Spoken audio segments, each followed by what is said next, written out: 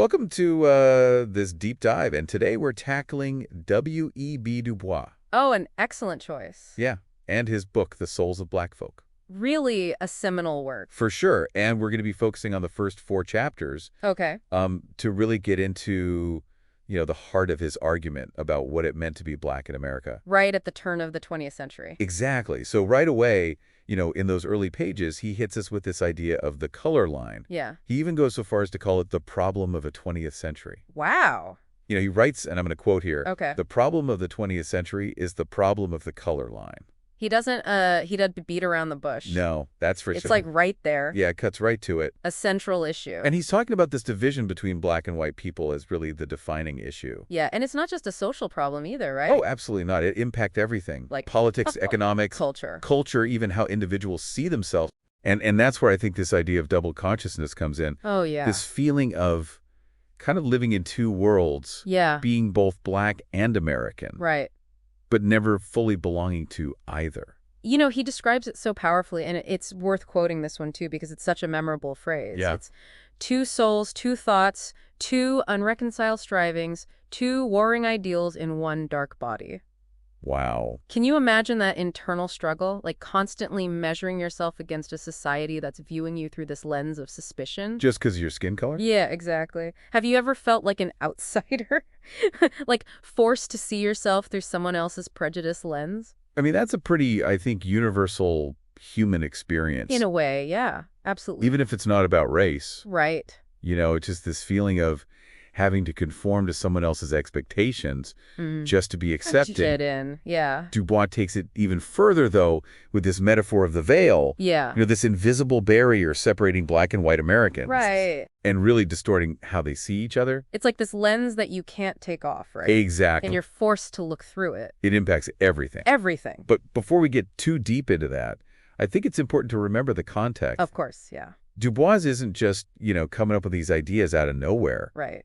He's writing at a time when America is grappling with the legacy of slavery and then the hopes of emancipation. There was this huge sense of hope after the Civil War. Right. That freedom would finally lead to, equality and opportunity for Black Americans. Yeah. But Du Bois is very clear-eyed about the fact that that hope was quickly met with some really harsh realities. It's like the end of slavery didn't just magically erase centuries of oppression. Exactly. And especially the South. Yeah. Wasn't exactly embracing this change with open arms. No, and instead you see things like the rise of the Ku Klux Klan and all the broken promises of Reconstruction. These systems like sharecropping that really exploited Black labor. It created these huge barriers. To any kind of real freedom or equality. So Black Americans are facing all these challenges trying to navigate this new world. Right. They're trying to carve out a path forward. And Du Bois explores the different paths that emerged,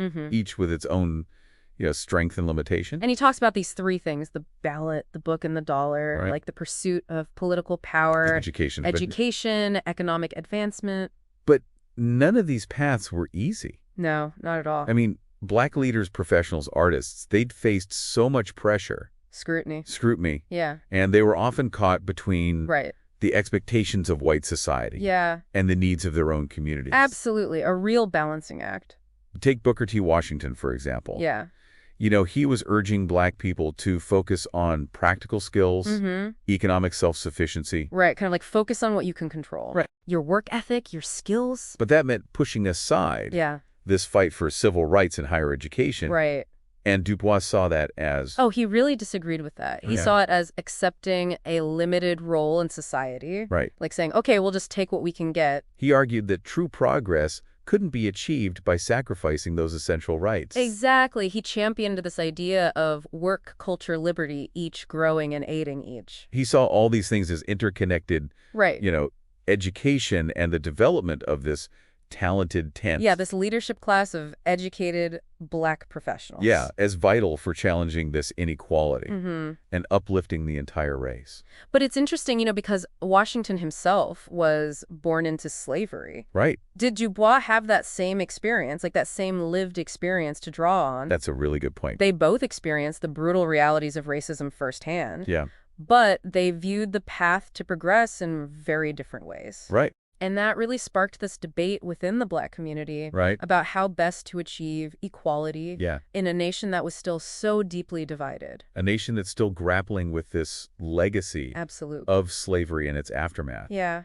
And those tensions are something that Du Bois really explores Throughout his work. throughout his work. And Yeah. it's what makes his work so compelling, Even today. even today. Yeah. So So let's dig deeper. Let's dive deeper into Du Bois' exploration of those complexities Right. and see how his ideas play out in the real world. Sounds good. It's important to keep in mind, the historical context here. Yeah. We're talking about a time when the wounds of slavery were still so fresh. Right. And, the economic and social landscape was Yeah. just stacked against Black Americans. So it wasn't just about starting from scratch after emancipation. Right. It was like starting from scratch with a system that was designed to keep them down. Exactly. No land, no tools, no capital. Yeah. Facing intense competition Right. in a system that was rigged against them. Totally. And Du Bois, I think he really captures that when he calls it a poor race in a land of dollars. Yeah, that's a perfect way to sum it up. Right. The struggle. It's not just economics either. No. What about the social legacy of slavery? Absolutely. I mean, it's not like those wounds just disappeared overnight. No, and Du Bois doesn't shy away from confronting that, that painful truth about the sexual exploitation of Black women during slavery. Yeah. That created this red stain of bastardy. It's a tough phrase. Yeah, it's a tough phrase, but it really gets at how this impacted family structures. Right. Reinforced these horrible stereotypes. Yeah, and this wasn't just about personal morality. Right. It's a calculated system Yeah, a system of control. to dehumanize and break apart families and communities. Absolutely. It's hard to imagine the weight of that history, the constant burden of prejudice. The psychological toll. Yeah. It must have been immense. And Du Bois, he calls like this vast despair hanging over Black people. Right, and he makes this distinction Okay. between prejudice that's based on, real differences in development and progress, right. which he acknowledges exists. Okay. But then there's this other kind of prejudice, Okay. this nameless prejudice that goes beyond that, fuels discrimination and disrespect simply because of skin color. It's like this feeling of constantly being judged, Mocked, dismissed, yeah, never seen as an individual. never seen as an individual. And Du Bois, he describes this so vividly. Oh, yeah, he's a master of language. I'm going to quote a long one here. Okay. The ridicule and systematic humiliation, the distortion of fact and wan license of fancy, the cynical ignoring of the better and the boisterous welcoming of the worse, the all-pervading desire to inculcate disdain for everything Black from Toussaint to the devil. Wow. It's like this prejudice just seeps into every corner of society. Right. It shapes every interaction. Yeah, and those words, they're still so powerful. They really are. Even today. It forces us to confront, the ways that prejudice operates. From those casual encounters to the ingrained systems and policies, Every way. facing that kind of relentless negativity must have been so difficult. Absolutely. So did Du Bois see any hope? Well, he recognized the immense psychological burden. Yeah. How it could lead to self-doubt, Howard aspirations. Right. He even talks about these dangerous whispers that started to circulate. What kinds of whispers? Things like, lo, we are diseased and dying. We cannot write or voting is vain. What need of education since we must always cook and serve? Like internalizing that oppression. Exactly. And those were the seeds of despair that threatened to extinguish any kind of Black ambition. And just perpetuate that cycle. Of inequality, yeah. So it sounds like there were forces both outside and within the Black community that were working against progress. And that's where internalized racism and systemic oppression really become intertwined. Right, because when society keeps telling you you're not good enough, it becomes that much harder to fight for your rights. Yeah, to demand equality. But Du Bois, he refused to accept this fate. Right. He saw the struggles. He acknowledged the setbacks. Yeah. But he also saw this immense potential and this burning desire for progress within Black communities. And that's where I think his critique of Booker T. Washington's approach becomes so important. Oh, absolutely. It wasn't just an intellectual debate. Right. It was about the future of Black America. Exactly. Du Bois believed that focusing solely on,